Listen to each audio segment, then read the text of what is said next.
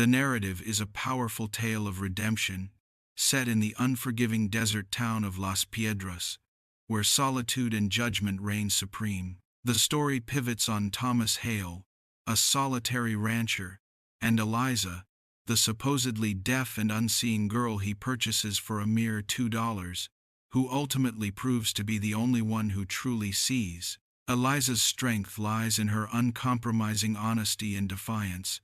Her quiet humming, "So I don't disappear," becomes a shield against the community's cruel whispers, notably those of figures like Reverend Pike.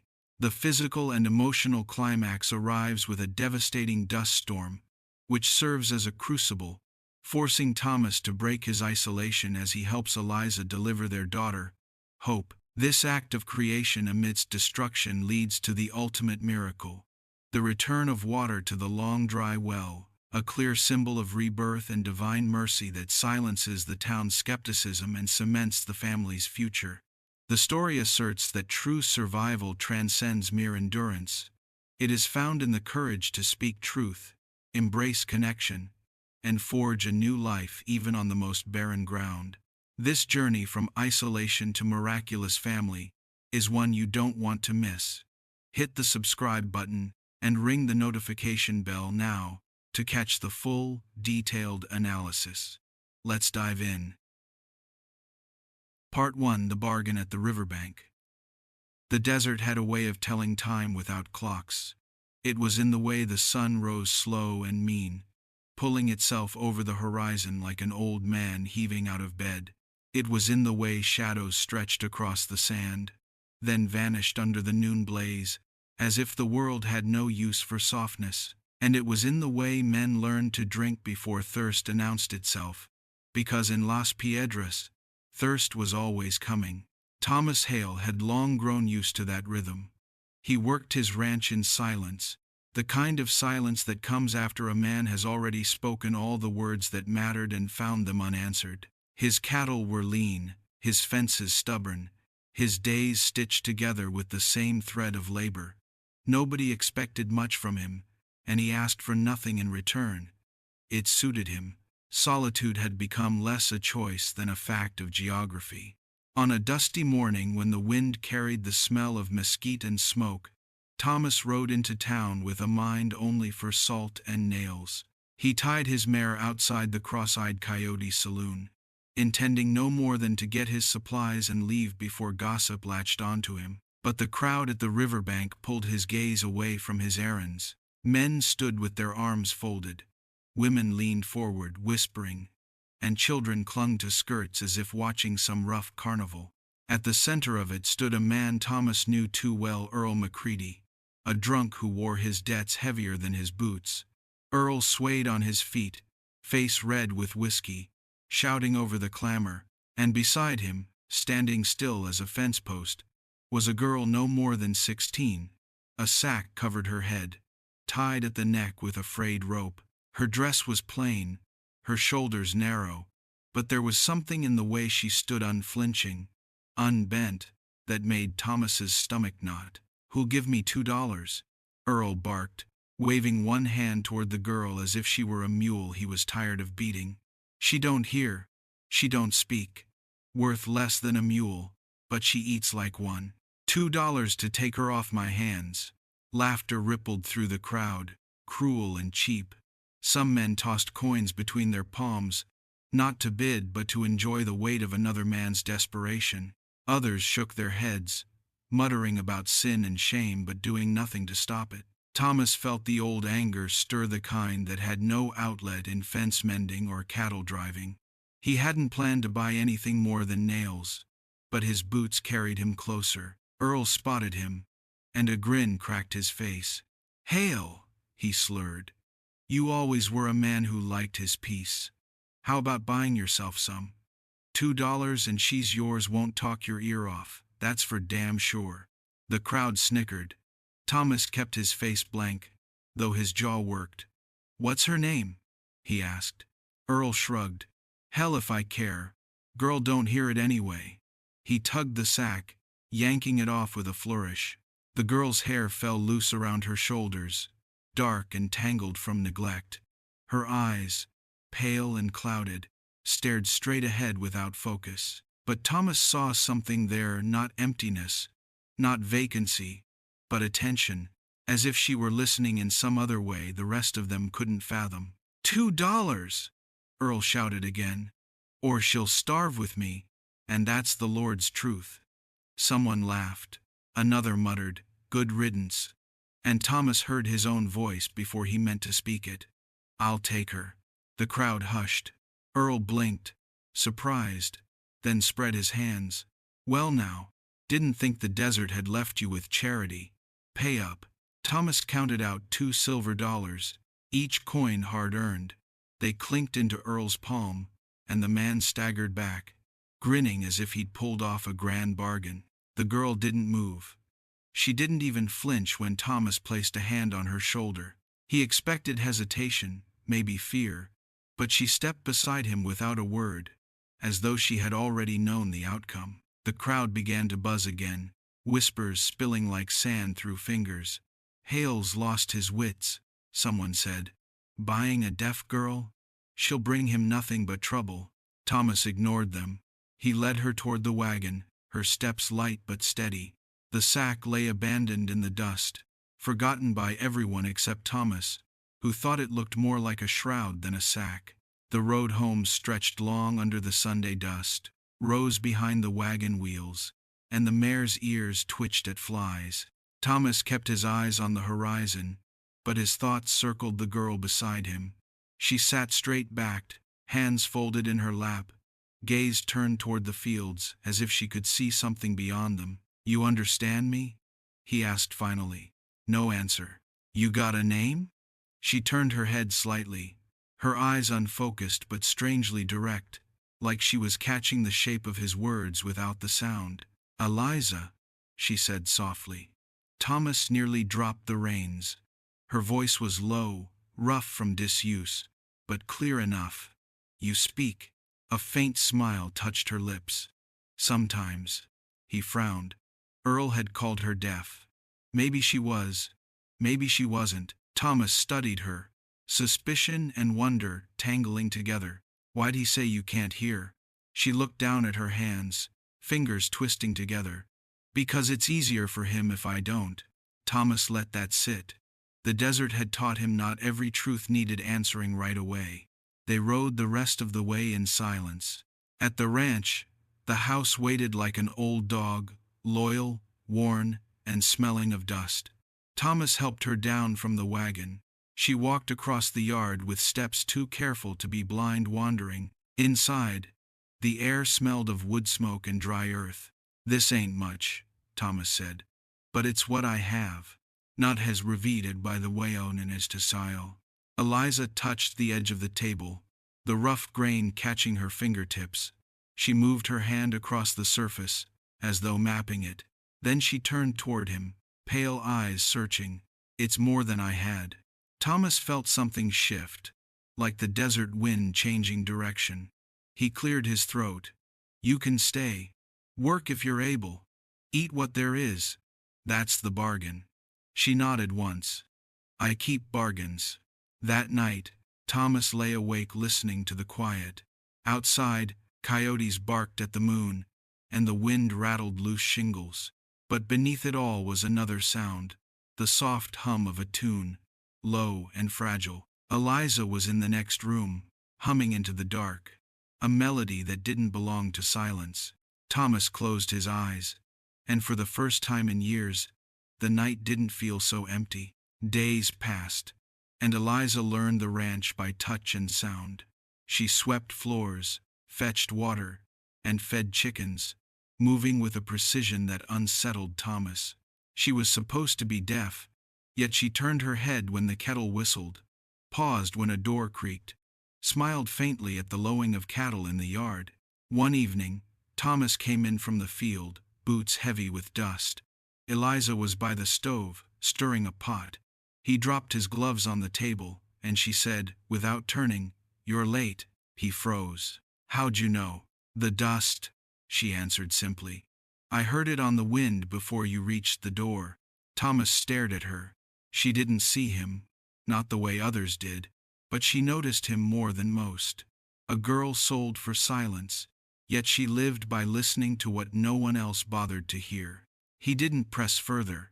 The desert had its secrets. So did she. The whispers from town reached him a week later. Calder Sykes, the blacksmith, dropped a coil of wire onto the counter and grunted. "Heard you bought yourself a curse." Thomas didn't rise to it. "Curses don't mend fences." Calder squinted. "Neither do blind girls. Sulphur the centre to lever. And downess, on the friend and comment." Thomas laid down the coins, collected his goods, and walked out without a word. Behind him, the blacksmith muttered, "Mark me, Hale. Trouble don't need an invitation. You done bought it anyway." That night, Eliza sat on the porch, humming again. Thomas leaned against the post, arms crossed, watching the desert swallow the Sunday. "Why do you hum?" he asked. "So I don't disappear," she said. The answer landed like a stone in his chest. He said nothing more, but when he turned in for the night, he carried her tune with him. Thus began the days of quiet defiance, the rancher who had no reason to buy, and the girl who had every reason not to be sold. The desert kept its secrets, but in the small house on the barren land, one was already beginning to unravel. For though Earl Macready had called her deaf, Thomas Hale was learning each day that Eliza heard more than anyone else dared to admit, and if she had been keeping that truth hidden, there had to be a reason. Part 2. Life on the Barren Ranch. The desert was a patient enemy. It did not rush, did not roar like storms or strike like lightning.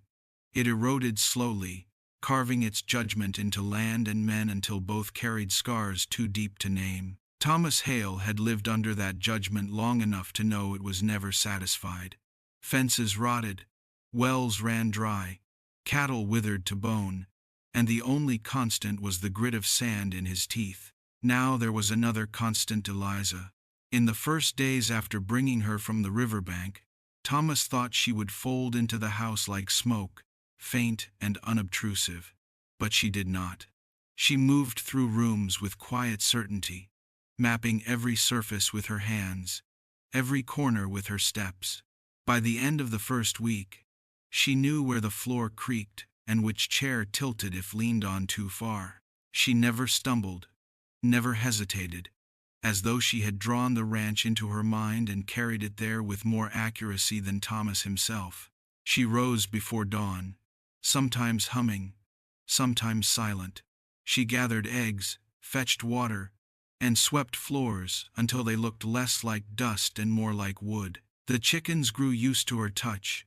The cattle shifted uneasily but settled when she passed. She had a way with animals that Thomas noticed one evening when a half-wild colt reared at the corral. Eliza stood at the fence, hands resting on the rail, and the colt, after a few snorts of defiance, lowered its head and edged closer, as if pulled by a calm it did not understand. "You've got a hand for beasts," Thomas said. "They hear the same things I do," she answered. "The things people ignore." Thomas frowned, not because he doubted, but because he believed her too easily. They ate their meals together at the same worn table. Thomas was not used to company, and at first he resented the way her presence pressed against his solitude. But Eliza did not fill silence with needless words. She let it live, shaping it like clay until it became something Thomas almost recognized as comfort. She would sit with her pale eyes turned toward the window, listening. Sometimes she asked simple questions about the weather, about the cattle, about the names of stars she could not see but wanted to know. One night, as he described Orion's belt, she smiled faintly. "3 stars, she repeated, her voice soft. "Straight as a fence post. I like that." He stared at her across the lamplight. "You can't see them. Why do you care?" "Because you do," she said. Thomas had no answer for that. The town, of course, cared in other ways. Whispers carried faster than freight wagons. The blacksmith muttered that Hale had bought himself trouble. Martha Bryce clucked her tongue, and told anyone who would listen that Eliza's eyes were a curse. Reverend Pike preached sermons heavy with warnings about pride and temptation, though he never named names. Yet everyone knew. Thomas ignored them as best he could.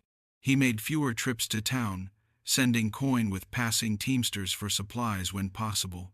But some errands required his own hand, and on those days Eliza insisted on coming. "You don't need to," Thomas told her once, reins tight in his hands. "I do," she replied. "If I stay hidden, they win." He shook his head, but he did not refuse her. Their second visit to Las Piedras went no smoother than the first. As they rolled through the square, children whispered, adults stared, and Hank the cowhand tipped his hat with a sneer. "Careful, Hale," he called. "Bringin' your witch back again?" Thomas's jaw tightened, but before he could reply, Eliza spoke. "If I were a witch, Hank, you'd have less to say and more to fear." Laughter rippled, though not all of it cruel. Hank's smirk faltered, and Thomas guided the wagon onward, his chest tight with mingled pride and worry. At the grocer's, Martha Bryce cornered Eliza with another honey jar. "Sweetness is what keeps a home together," she said, eyes sharp. Eliza touched the glass gently. "Sweetness, without truth, spoils quicker than milk." Martha flushed, and Thomas laid down coins to silence her. By the time they left town, the air behind them buzzed with more whispers than before. But Eliza sat tall, her chin lifted, unbothered. Life at the ranch settled into rhythm. Thomas mended fences, dug trenches, and cursed the Sunday. Eliza tended chickens, cooked meals, and mended clothes with stitches fine enough to shame a store-bought seam. Sometimes she sang, not words but tunes that seemed older than memory. The sound carried across the yard, threading through the brittle grass and cracked earth, softening edges that the desert had sharpened for too long. One evening, as Thomas poured water into the trough, he heard her humming near the barn. The cattle shifted, restless. Then, slowly, they calmed, heads lowering as if soothed by the melody. Thomas leaned on the rail, astonished. "You're not just hummin' for yourself," he said. Eliza shrugged, but a faint smile touched her lips. Maybe not. For all her calm, there were shadows. At night, Thomas sometimes woke to hear her breathing quick, as if chased by dreams. Once, he found her sitting on the porch with her arms wrapped around her knees, eyes wide though blind. "You all right?" he asked. She nodded, though her hands trembled. "The quiet is too loud sometimes." Thomas didn't press. He sat beside her until the night grew softer, until her breathing slowed. They said nothing, but it was enough. By late summer, the ranch had changed. The floors were clean, the stove breathed steady, the chickens grew fat. Even the air inside the house felt less stale. But the well still gave no water, and Thomas knew the desert would not be softened by one girl's humming. Still, he worked harder, as though her presence had tricked him into believing labor might someday be rewarded. One afternoon, after hours spent repairing a fence, he returned to find Eliza kneeling by the dry well. Her hands traced the stone rim, fingers following cracks worn by years of thirst. "What are you doing?" he asked. "Listening," she said. "To what? To what isn't there?" She tilted her head. Sometimes absence speaks louder than presence. Thomas frowned, unsettled. He wanted to laugh, to dismiss it as nonsense, but something in her stillness stopped him. The town did not stop. If anything, the whispers grew louder. Reverend Pike delivered sermons with fire in his eyes, warning of temptation and devils in disguise. Hank spread stories at the saloon, each one uglier than the last. Children sang cruel rhymes that carried on the wind. Thomas bore it in silence, but Eliza met it head on. She spoke calmly when confronted, answered questions without fear, and refused to shrink. Some respected her for it, though they would never admit it aloud. Others hated her more. One day, as they passed through town, a boy hurled a stone. Thomas heard the thud against the wagon and reined in, fury burning hot. But Eliza laid a hand on his arm. "He's already ashamed," she said. "Don't give him more to hate. He didn't mind when they rather zard, and a hard dated." Thomas swallowed hard and let the reins slacken. The mare trotted on, dust rising behind them. Back at the ranch, he turned to her, frustration spilling over. "Why do you keep answering them? Why not just let it be?" She faced him, pale eyes steady. "Because silence is their weapon, not mine. They want me quiet so their lies sound true. If I speak, I live." Her words struck him harder than any stone. For years, Thomas had believed silence was survival. Now he wondered if it was only another kind of death. That night, as he lay awake, he heard her humming again, and he realized that what unsettled him was not the sound itself, but the way it made him feel that maybe survival was not enough. Maybe there was more. Thus the ranch shifted, not with rain or fortune, but with the presence of a girl the town called cursed. She worked, she hummed, she spoke when silence was expected. And slowly, against the desert's patience, Thomas Hale began to believe that his barren land might hold more than dust after all. Part 3. Whispers of the Town. Las Piedras had always been a town of whispers, not the kind that stay soft, but the kind that sharpen when passed from mouth to mouth, growing teeth the longer they travel. By the time Thomas and Eliza had been living together on the ranch for a month, the whispers had grown louder than the church bell. It began with suspicion, the kind folks mutter at the pump or under their breath in the mercantile. Martha Bryce told her neighbor that Hale had taken in a witch, someone with pale eyes and a voice that could unsettle cattle. Reverend Pike preached sermons about temptation, warning that pride could turn charity into sin. Calder Sykes, the blacksmith, muttered to anyone willing to listen that Hale had bought himself ruin with $2 silver. And Hank, the cowhand with more swagger than sense, kept the saloon entertained with jokes that cut deeper each time the whiskey flowed. Thomas did his best to keep his head down. He came to town only when necessary, buying flour, salt, or lamp oil, and avoiding conversation. But Eliza insisted on coming, and that was when whispers turned into stares, and stares into challenges. One afternoon, as they rode into town, Thomas felt the eyes on them before they even reached the square. Women at the pump stopped mid-draw, the handle creaking in the silence. Men on the saloon porch leaned back, hats tilted low, pretending not to look while looking all the same. Children clustered near the mercantile, giggling nervously. Thomas set his jaw and guided the mare steady. Eliza sat beside him, her posture calm, her chin lifted. She wore no sack over her head, no sign of shame. If anything, her stillness seemed to unnerve them more. At the blacksmith's, Calder squinted against the firelight as Thomas ordered nails. His hammer slowed, then stopped altogether. "You sure she belongs here, Hale?" Thomas's voice was flat. "She's with me. That's all that matters." Calder grunted, not satisfied. His gaze slid to Eliza. Strange how a girl who can't hear answers before a man's done speaking. Eliza tilted her head toward the sound of his voice. Strange how a man who works with iron doesn't hear his own elbow give out. The blacksmith stiffened. "What'd you say?" "You favor your left arm. You hold your breath when the ache starts. The nails in that jar," she gestured toward the bent ones on the shelf. "They tell the truth you won't." The crowd hushed, the heat of the forge suddenly too much. Calder flushed, muttered something about meddling, and returned to his hammering. But the whispers had already taken wing, spreading out into the street like dust in the wind. At the mercantile, Martha Bryce approached with a jar of honey. She held it out as if it were a peace offering. "Sweetness holds a house together," she said.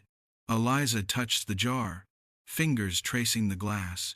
"Sweetness without truth spoils quicker than milk." Martha's smile froze. Her knuckles whitened on the jar before she set it down harder than necessary. "Best mind your tongue, girl." "I do," Eliza said softly. "Do you?" The grocer coughed, eager to end the moment, and Thomas paid quickly.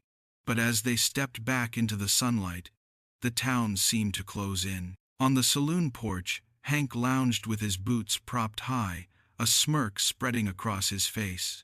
"Careful, boys," he drawled loud enough for all to hear.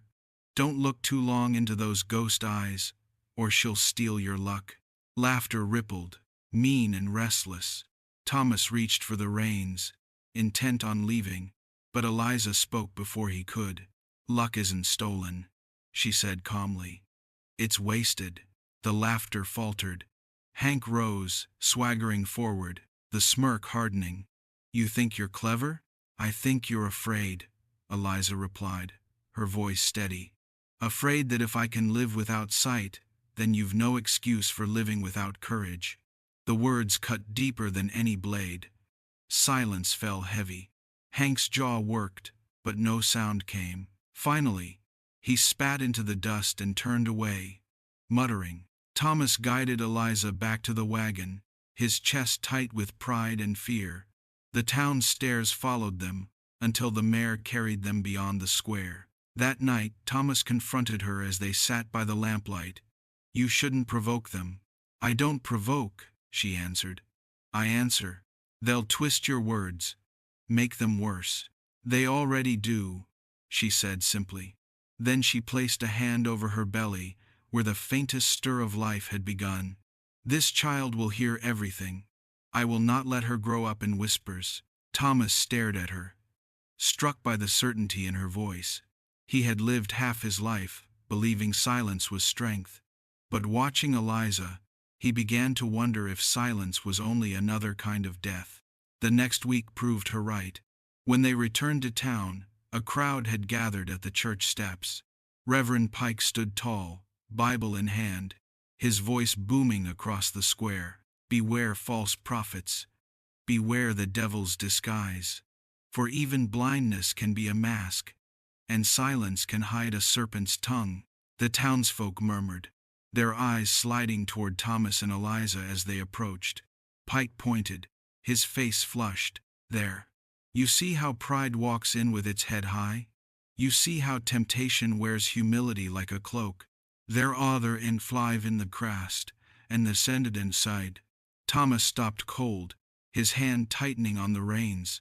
But before he could speak, Eliza stepped down from the wagon. She turned her pale eyes toward the Reverend, her voice clear and steady. "If God made me wrong, Reverend, then your quarrel is with him, not me. You pray for me to be different. I pray for you to see as you ought." The square held its breath. Pike's mouth opened, then closed. His Bible trembled in his hand. He spun on his heel and stormed inside, the church door slamming like judgment. The whispers rose again, sharper than ever.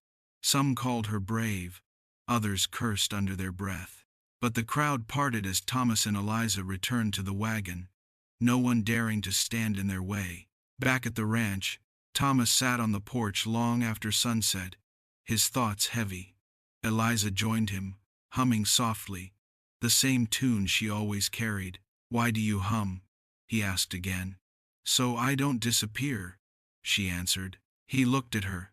The pale eyes turned toward the stars she could not see. For the first time, he wondered if the town's whispers mattered less than the truth before him, that the girl sold for silence was the only one who heard what others refused.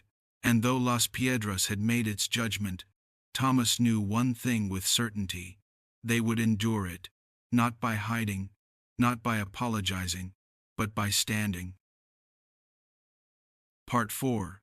The Sandstorm and the Child. By mid-afternoon the light went the color of old copper. Out past the corral the horizon drew its shoulders up as if preparing to charge, and a low sound rolled across the flats, not thunder, not yet, but the voice a desert uses when it's about to pick a fight.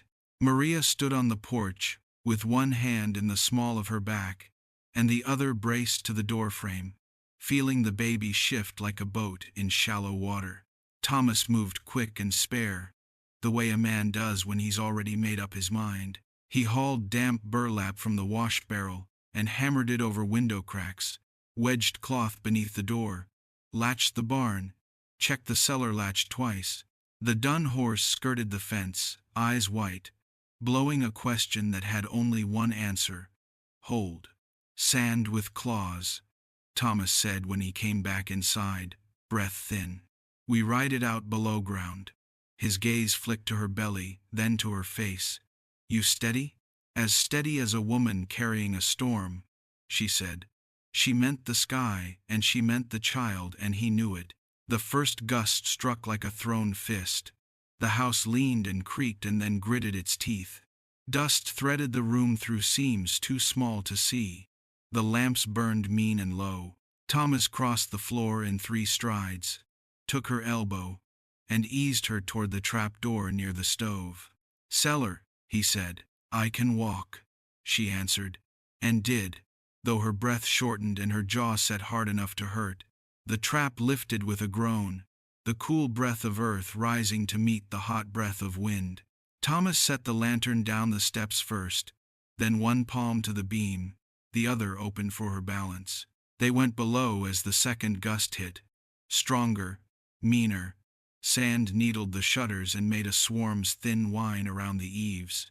The cellar wasn't much stone, walls sweating damp, shelves with jars empty as the well, a cot folded against the far wall, a barrel half full of rainwater saved from a kinder season. Thomas had cleared it once for a fever that didn't break. After that he left it tidy out of respect for what it had taken. Maria reached the packed dirt floor and stopped like a tree stops root first. A pain cinched her middle like a rope pulled by a man who didn't know when to quit. She bent, both hands to the table edge. Breath sheared short. Her knife clattered from somewhere in her skirt and skittered to a stop beneath the cot. Neither of them went after it. Now? Thomas asked, and the one syllable had years in it. She nodded, eyes shut, sweat starting at her hairline. Now. Another blow shook the house above them. The lantern flame leaned, caught itself, held. Thomas dragged the cot out, threw blankets, rolled another into a bolster. Water, he said to himself, and dipped a rag, wrung it, laid it across her shoulders. He washed his hands as he'd watched a midwife do once in a room where the air smelled like boiled linen and fear, and he said a word he rarely said, because it never sounded right in his mouth. Please. Maria's body took over the way seas take over coasts.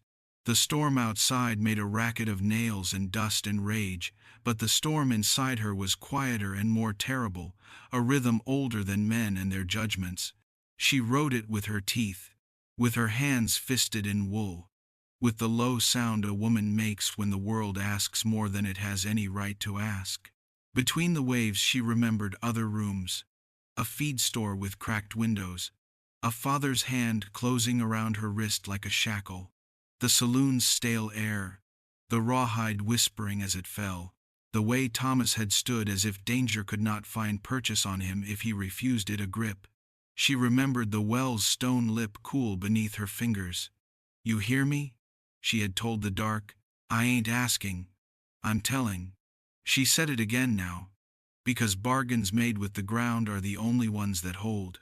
You hear me, she sobbed through her teeth. You give. Thomas knelt by the cot and let her crush his hand. The bones shifted and he did not pull away. He counted her breaths when counting helped, fell silent when silence did. Once she looked at him with a kind of fury that wasn't for him but needed a face. He gave her his. Push when your body says push, he said. Rest when it says rest. He wiped her forehead and felt old rooms around them, rooms he could not fix, nights he could not unspend. In each of those rooms a breath had gone missing and never come back. He had dug with his hands until the dirt filled all his knuckles and nothing grew where he planted. He had told himself a well can run dry for good. He had chosen to believe it because believing otherwise cost too much. Above, something tore loose and crossed the roof with a wild clatter. The cellar door thumped. The latch bit down. Sand hissed at the seams. The lantern guttered again and steadied, throwing their shadows large against the stone like two strangers arguing about fate. Another pane rose up and broke over Maria like heat over rails. She bore down and the world narrowed to breath and blood and will. Thomas said her name because names are ropes thrown across water. Maria.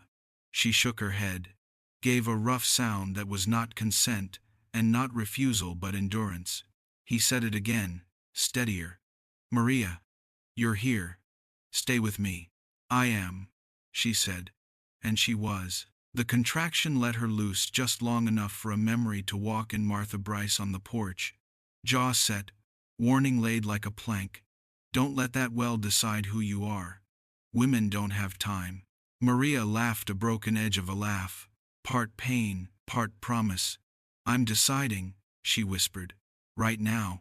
The next wave came, and she met it standing in her mind, if not on her feet, like someone who has been moved too many times without being asked. Thomas felt the strength run through her and into his wrist and up his arm and into his chest like a salvage crew finding a beam that will still bear weight. Good, he said roughly. Good. Time changed shape. It stopped being minutes and became moments. The rag cooling and warming and cooling again. The lantern popping once. The cellar shaking with a gust so hard the walls answered back. Maria finding a rhythm and keeping it. Thomas hearing a voice that wasn't the wind and wasn't memory, and might have been his own courage coming home. Then there it was. The change that people who have watched enough births recognize without needing words. A turning, an opening, the breath everyone holds because they have all felt the cliff they cannot see. Maria cried out, not a plea but a command, and Thomas moved his hands without thinking and with absolute care. Now, he told her, and she did, and the world tipped. For a heartbeat the two storms, sky and body, balanced on the lip of a silence so complete even the wind listened. Then a sound rose, thin and fierce, full of life's refusal to apologize. A baby's cry, blade sharp, bell bright, cutting through dust and fear and years. It echoed off stone and off the roofline, and off the parts of Thomas that had been empty so long he had forgotten their names. He laughed once in shock, and then made a sound he hadn't made since the ridge, something like a sob and something like a prayer. He lifted the small, wet, furious thing, wrapped her tight, and set her into Maria's waiting arms as if he were returning a crown to its rightful owner. The lantern light found the curve of the child's cheek, the small root of her nose, the fists that understood fighting before they understood anything else. Maria folded around her daughter with a tenderness that had teeth. She kissed the damp hair. Hope, she said, voice sand-raw and certain. Your name is Hope. Outside, the wind struck the house again, but it sounded farther off, already regretting its temper. Dust still hissed. The rafters still complained. Somewhere the dun horse stamped and shook its halter and then stilled. In the cellar, the new sound persisted, insistent as a creak in spring. Thomas sat back on his heels, both hands open in his lap like a man showing he's got no weapon left and no need of one. He looked at Maria, her face pale with work, eyes burning like coals that had decided to be fire again, and then at the child. You saved her, he said. And it wasn't a question. Maria's mouth bent in a tired smile that knew too much. She saved me, she answered. We all did. The lantern flickered, steadied. A draft found the back of Thomas's neck and made him look up toward the ceiling, as if he could see through wood and dust to whatever sky was left. For a breath he thought he heard water. No, only wind changing keys. He shook his head once, as if to clear the sort of hope that hurts when it dies. Still, he stood and stoked the flame and checked the latch and draped another wet cloth across the sill. Sleep, he told Maria, knowing she couldn't, knowing she would try for the child's sake. He fetched the little blue ribbon she'd used to restring the guitar and placed it on the crate beside the cot. For later, he said, when she needs tying into the world. Maria breathed deep, full as a belly will allow, and closed her eyes. The child settled. The house above them creaked as the storm moved off to bother another piece of earth. Thomas sank onto the cellar step, elbows to knees, head bowed. The old ache pressed against his ribs, the way sorrow does when it's trying to make room for something that might be joy. He spoke to the floor because the floor had never lied to him. "If you're listening," he said to the ground, to the ridge, to the crosses without names, "we did it. She did it." He rubbed a palm over his face and felt grit and salt, dust and water. "Hold us a while." The wind took a long, slow breath and let it out. In that pause, the desert remembered how to be quiet without being cruel. The lantern's flame, having survived the worst of it, burned small and stubborn and sure. And in a cellar built to store potatoes and sorrow, a child named for what people lose too often and find too late, sang her first song against the dark. Thomas listened until listening became the only thing he wanted to do. When his eyes finally closed, it was not because he trusted the night, but because for once the night seemed to trust them back. Part 5. The Well and the Dawn of Hope. When the storm at last wandered off into memory, it left behind a silence so deep it felt like the land had stopped breathing. The yard was buried ankle-deep in sand, fences lay broken as ribs, and the barn leaned like an old drunk caught mid-fall. But the house still stood, battered but stubborn, the way Thomas himself stood. He lifted the trapdoor and climbed into the dawn with arms aching, Eliza following slowly with the baby bundled to her chest. Hope whimpered, then quieted as her mother hushed her. Thomas looked at them both, pale, tired, yet alive, and felt the kind of awe a man might feel staring at rain in the desert. The ranch looked ruined, yet even ruin had edges of promise. Thomas made for the well, though he knew its history too well to expect anything. For years it had mocked him with its dryness, giving nothing no matter how deep he dug. Still he leaned over, meaning only to check if the stones still held. Then he heard it, the faint trickle of water against rock. His breath caught. He dropped the bucket, rope rasping as it unspooled. Seconds later came a sound he had not heard in years, the splash of water welcoming metal. Thomas hauled it up, arms straining, and when the bucket broke into view, it sloshed full, clear and shining. "Eliza," he called, voice hoarse. "It's back." She stepped closer, clutching the child, her eyes pale and unseeing yet filled with wonder. "What is?" "The well," he said, setting the bucket down. "Water." She dipped her fingers, touched them to her lips, then to the baby's. "Hope drinks first," she whispered. Thomas knelt, scooping the coolness into his palms, letting it soak his skin. He felt tears sting his eyes. For years he had cursed the heavens, prayed, dug, despaired. Now the storm had left a miracle. "It's a sign," Eliza murmured. He looked at her, at the child. For once, Thomas Hale believed. By midday, they worked to clear debris, though exhaustion slowed every step. Thomas reset fence posts, patched holes with whatever wood the storm hadn't stolen. Eliza gathered scattered belongings, moved with calm despite her weariness, pausing often to hush the baby. Between chores, Thomas kept glancing toward the well, half afraid the water might vanish as suddenly as it had come. But each time, the bucket returned brimming. The cattle drank greedily, tongues lapping at the trough. Even the mare tossed her head, impatient for her share. Thomas smiled for the first time in months, perhaps years. But Las Piedras heard of miracles faster than news of death. By the next morning, riders approached. First a trickle, then a gathering, men, women, children, all curious, some suspicious.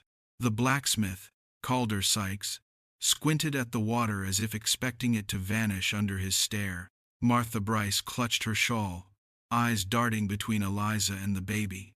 Reverend Pike arrived last, Bible heavy in his hands, his mouth already shaping sermons. You say it runs again? Calder asked. Thomas didn't answer.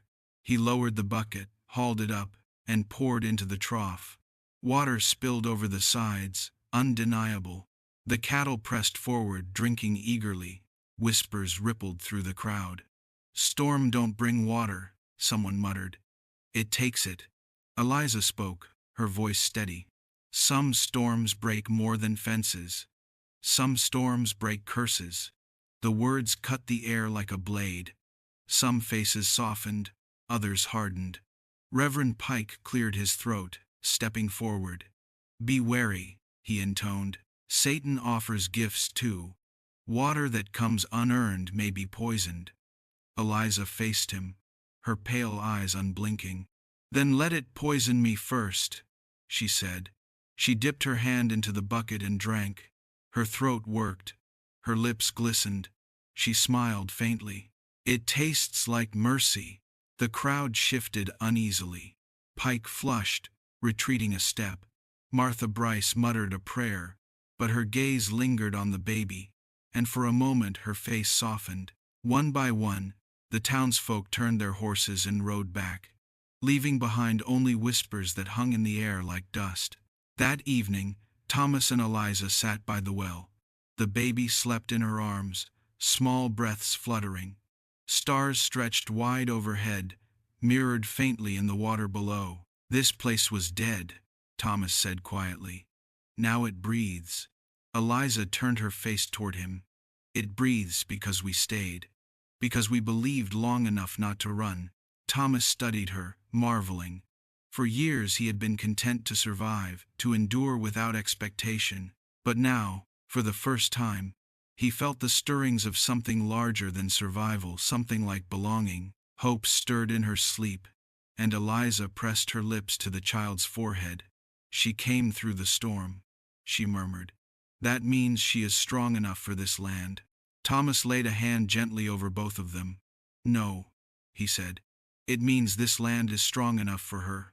The days that followed were hard but no longer barren. The ranch slowly rose from ruin. Sand was shoveled from the porch, fences rebuilt, the barn propped upright. Water flowed each day from the well, steady and faithful. The cattle regained their weight, and grass dared to grow where dust had ruled. The town still whispered, of course. Some said it was a miracle. Others called it a trick. Some muttered about witchcraft. Others about God's mercy. But none could deny that Thomas Hale's land, once cursed, now lived. And though the people of Las Piedras still eyed Eliza with suspicion, fewer spoke openly against her. Fear is loud when certain, but quieter when confused. One afternoon, as Thomas loaded feed, a wagon approached. Martha Bryce climbed down, carrying a loaf of bread. She handed it awkwardly to Eliza. For the child, she said. Eliza smiled faintly. Thank you.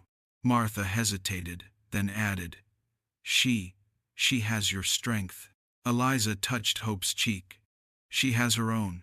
Martha nodded quickly, then turned back to her wagon.